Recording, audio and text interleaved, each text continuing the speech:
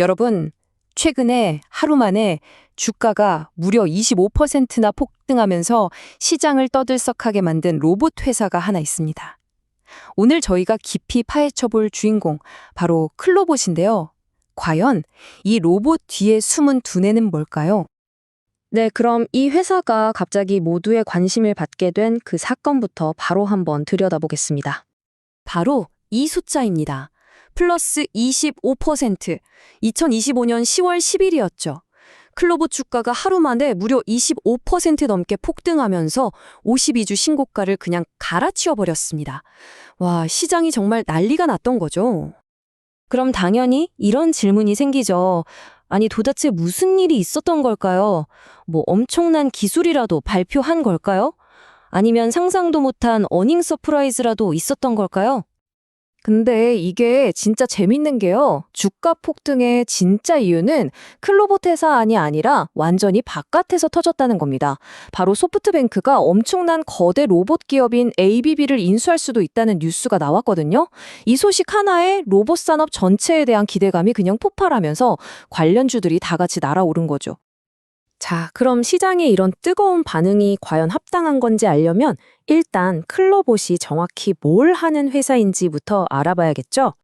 이 그림을 보시면 핵심 차이가 아주 명확하게 보입니다.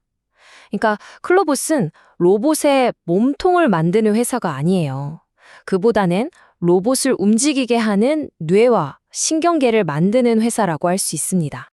클로봇의 첫 번째 핵심 기술, 바로 크롬스입니다. 이걸 아주 쉽게 생각하면요. 수십, 수백 대의 로봇들이 정신없이 움직이는 공장의 항공 관제팝 같은 거라고 보시면 돼요.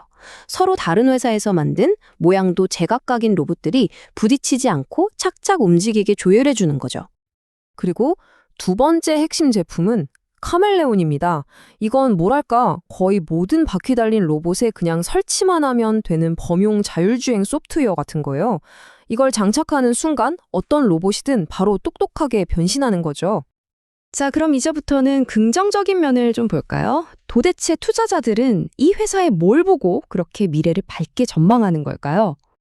이 말이 클로봇 비즈니스 모델의 핵심을 아주 정확하게 짚어줍니다.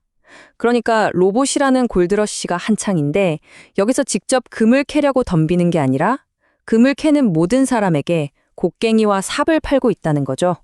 결국 어떤 로봇 회사가 승자가 되든 그들 모두에겐 클로봇이 만드는 똑똑한 뇌가 필요할 거라는 계산입니다. 그리고 이 회사의 기술력이 어느 정도인지는 이 파트너사들 이름만 봐도 그냥 바로 알 수 있습니다. 현대차, 삼성, 네이버, KT, LG CNS. 이름만 들어도 아는 우리나라 대표 대기업들이 자신들의 로봇 프로젝트에 쓸 두뇌로 바로 클로봇을 선택했다는 거죠. 자, 이제 숫자를 좀 볼까요? 표를 보시면 추세가 명확하게 보이죠? 아직 돈을 벌고 있진 못해요. 영업 손실이 있죠. 하지만 정말 중요한 건 매출이 엄청나게 빠른 속도로 늘고 있다는 겁니다. 이 차트를 보시면 그 매출 성장이 한눈에 들어오죠. 2024년 예상 매출 증가율이 무려 38%에 달할 것으로 보입니다. 이건 뭐 자신들의 전략이 시장에서 제대로 먹히고 있다는 아주 강력한 신호라고 할 수 있겠죠. 하지만 물론 좋은 이야기만 있을 순 없겠죠. 이제는 현실을 좀 직시해야 할 시간입니다. 이 회사에 투자할 때 반드시 고려해야 할 상당한 리스크들을 한번 짚어보겠습니다. 가장 큰 리스크는 바로 이 숫자입니다. 26.2. 이게 뭐냐면 주가 매출 비율, PSR이라는 건데요. 26.2배라는 건 솔직히 말해서 어마어마하게 높은 수준입니다.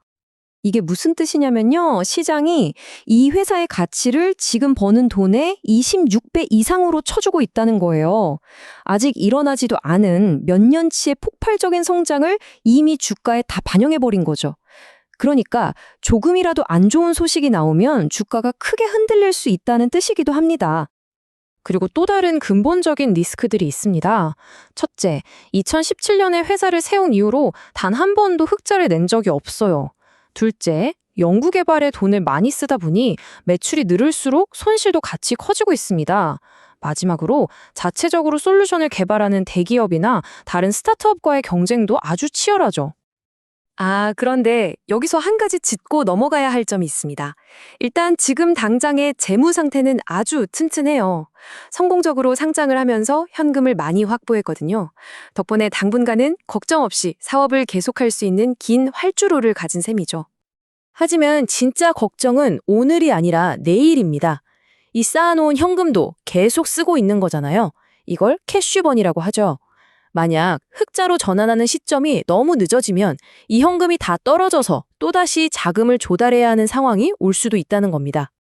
자, 그럼 이 모든 긍정적인 면과 부정적인 면을 다 종합해 볼 때 투자자 입장에서 최종적으로 어떤 결론을 내릴 수 있을까요?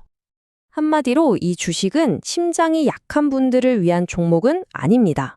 이건 고위험, 고수익을 노리는 그리고 최소 3년에서 5년 이상을 내다보는 장기 성장주 투자자에게 어울리는 거죠.